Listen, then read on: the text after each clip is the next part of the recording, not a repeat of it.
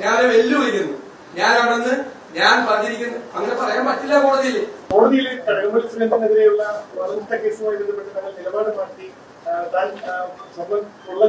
അത് ഈ സോഷ്യൽ മീഡിയയിൽ നടക്കുന്ന തെറ്റായ പ്രചരണമാണ്. കോടതിക്ക് അത് അടുത്ത വാദത്തിന്റെ അന്ന് ഞങ്ങൾ പരാതി കൊടുക്കണം. എന്റെ അഭിഭാഷകൻ അങ്ങനെ ഒരു സംഭവമേ ഉണ്ടായിട്ടില്ല. അത് കൈരളി ന്യൂസിൽ അടക്കമുള്ള ചില വാർത്താ മാധ്യമങ്ങളിൽ വന്ന തെറ്റായ വാർത്തയാണ്. അതെങ്ങനെയാണ്? ഞാൻ ആ നോട്ടീസിന്റെ മറുപടിയിലല്ലേ എനിക്ക് സംസാരിക്കാൻ പറ്റില്ല. ആ നോട്ടീസിന്റെ മറുപടി നിങ്ങൾക്കെല്ലാം കിട്ടിയ മറുപടിയാണ്.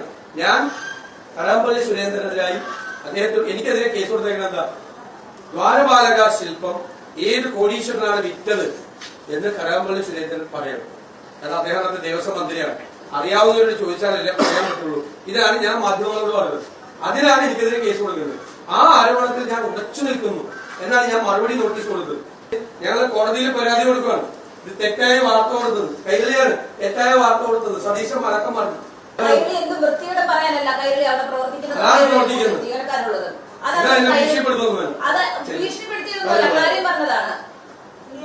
ഇത് പച്ചക്കള്ളാണ് പറയുന്നത്. കോടതിയിൽ പറയാത്ത കാര്യം പച്ചക്കള്ളം. എന്ത് വൃത്തികേടും പറയും.